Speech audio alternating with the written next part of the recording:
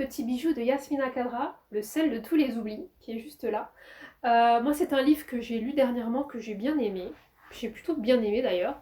Et je me suis rendu compte autour de moi, en discutant, qu'il n'avait pas forcément plu à tout le monde. Notamment, j'en discutais avec mon libraire. Je suis retournée chez mon libraire il y a quelques jours et il m'a dit que c'était un des seuls livres de Khadra qu'il n'avait même pas envie de lire. Je voulais en faire une analyse avec vous. On y va? Let's go!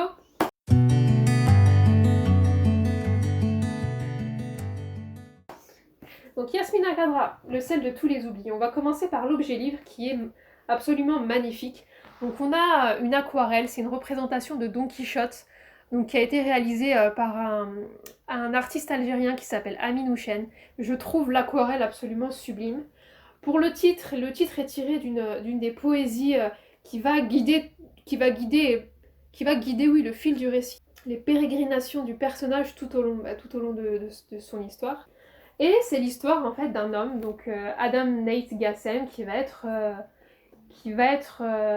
largué par sa femme, qui va l'abandonner pour un autre homme, et on ne connaît pas les raisons plus que ça, voilà. Elle le quitte pour un autre homme, et puis c'est tout.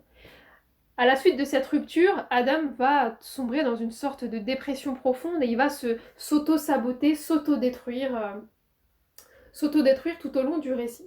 Alors, petite parenthèse, pour ceux qui n'ont pas lu le livre, je vais spoiler.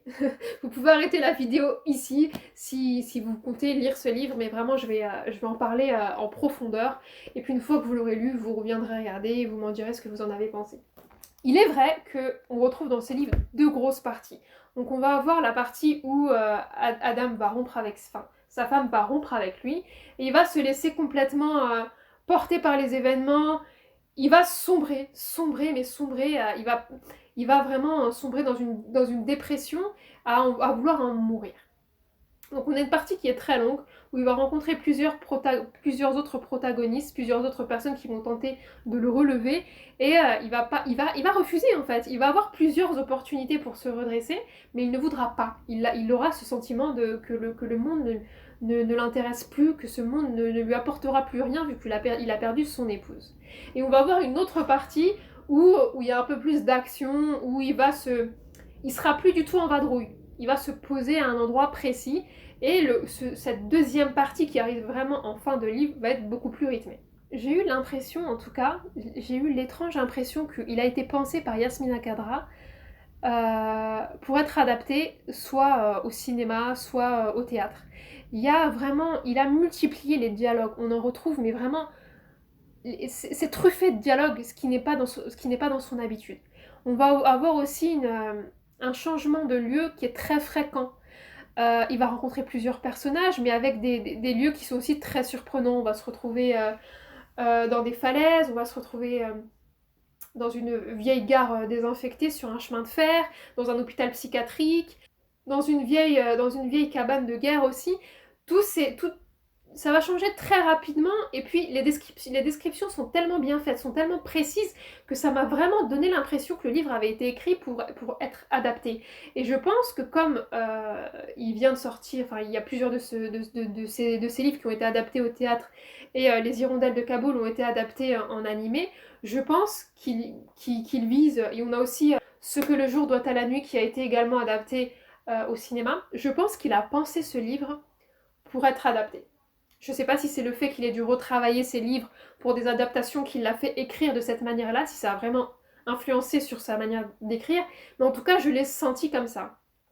Il y a une seconde chose, c'est que j'ai l'impression que dans cet ouvrage, on retrouve plein de personnages qu'on a déjà croisés dans ces ouvrages. Donc bien sûr, il faut avoir lu les autres de ses livres pour s'en rendre compte.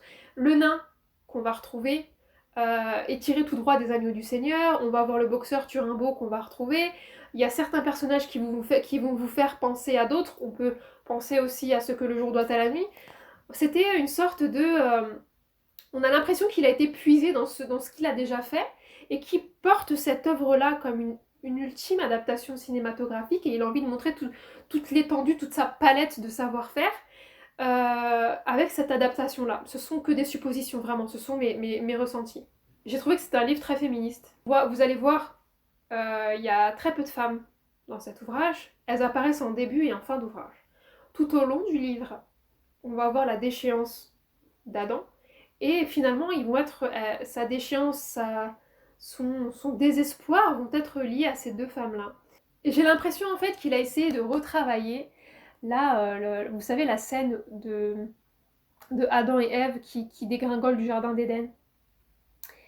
Et qu'il a essayé de donner lui donner un côté plutôt féministe. Je vais m'expliquer. Au début de cet ouvrage, la femme de Adam le quitte. On ne sait pas pourquoi, il n'y a pas de justification, c'est juste qu'elle a pris le choix de s'en aller. Et lui, il dégringole. À la fin de l'ouvrage, il va s'arrêter dans une ferme où il va tomber éperdument amoureux d'une femme qui s'appelle Hedda. Et cette femme qui est mariée ne va jamais, jamais, jamais vouloir se rapprocher de lui, ne va jamais vouloir former un couple ou quitter son mari qui est handicapé pour Edem.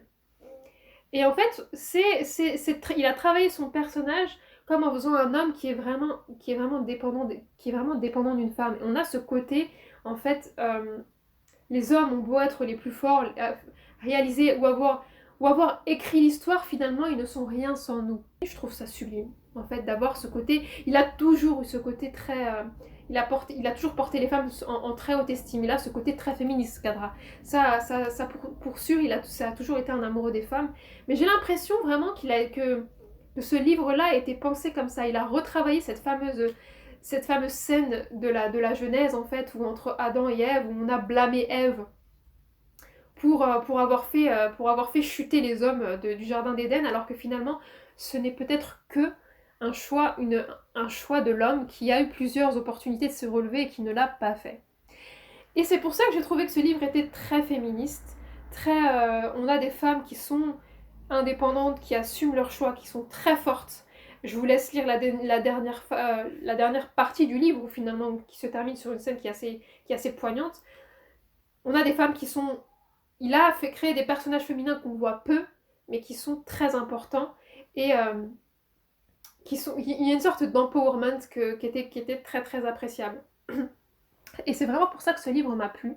C'est qu'on a du Kadra avec une vision féministe qui est travaillée plus ou moins très visuellement et qui, avec toute la beauté de la plume de Kadra, on a beaucoup de philosophie, on a un questionnement sur la vie. On a un questionnement sur la vie tout au long, en filigrane tout au long de l'ouvrage, et on retrouve des personnages qu'on connaît déjà.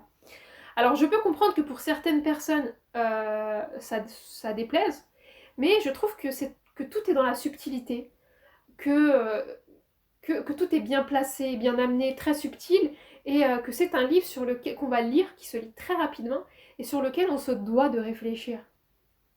Il va aussi il va aussi aborder un sujet qui est très important. Il va tenter de violer une femme. Le protagoniste va tenter de violer une femme dans l'une des parties de l'ouvrage, et cette femme en fait va avoir une réaction. Vous savez, on parle beaucoup dans les situations de viol du corps qui réagit comme si le corps prenait du plaisir. Et vous allez avoir les victimes de viol qui vont se dire finalement j'ai peut-être pas été violée parce que mon corps a réagi. Ce qui est absolument faux. C'est une réaction qui est physiologique, qui est naturelle et qui est normale, mais les victimes ont bien été violées. Et ça, il va très bien l'expliquer, l'amener. Il va balayer toute cette thématique-là de manière très belle, très poétique, avec un haut niveau de cadre. Et c'est pour ça que j'ai définitivement bien aimé cet ouvrage. Le seul petit bémol, la chose que je n'ai pas appréciée, c'est que la première partie, je l'ai trouvée beaucoup trop longue. C'est beau, on se laisse porter, mais c'est trop long, ça tire en longueur. Et je pense qu'on aurait pu diviser la première partie de moitié, parce qu'on comprend très bien là où il va en venir. On comprend que sans la femme, Adam ne veut pas se relever. Que son but dans la vie, c'est d'être uni à une femme, de ne faire qu'un avec une femme. Quitte à essayer de voler la femme d'un autre, et que cette femme ne se laissera pas faire. Et voilà. Je vais pas en dire plus parce que j'ai déjà suffisamment spoilé. En tout cas, moi j'ai énormément apprécié cet ouvrage, qui se lit très très bien, qui est très poétique. Je vais juste vous lire la poésie que j'ai adorée avant de terminer. Si ton monde te déçoit, sache qu'il y en a d'autres dans la vie. Sèche la mer et marche sur le sel de tous les oublis. Donc ouais, c'est vraiment du grand cadre, cette haute poésie, cette philosophie très bien pensée qui vous amène à réfléchir sur la vie. des personnages rocambolesques, on travaille, on vit autour de l'Algérie qui vient d'acquérir son indépendance. Enfin, on est dans cette ère-là. L'Algérie est fraîchement indépendante et on est en phase de reconstruction. Le pays est en phase de reconstruction, on se cherche et on sent que pour Kadra, la, la révolution, le monde changera par les femmes. Et je trouve ça sublime. Je trouve que c'est très noble de sa part de penser comme ça et c'est un livre que moi j'ai beaucoup apprécié et que j'espère en tout cas que vous pourrez le lire et l'apprécier tout autant que ça a été le cas. C'est pas mon cadre préféré, loin de là, mais je pense que c'est l'un des cadres sur lesquels j'ai le plus réfléchi. On est vraiment sur cette thématique on va repenser en fait le Adam et Ève, cette chute du jardin d'Éden et cet homme qui va reprocher à sa femme tous les malheurs du monde et qui finalement ne se rend pas compte qu'il ne peut s'en vouloir pour sa déchéance qu'à lui-même. Je vous fais des bisous et on se retrouve bientôt, ciao!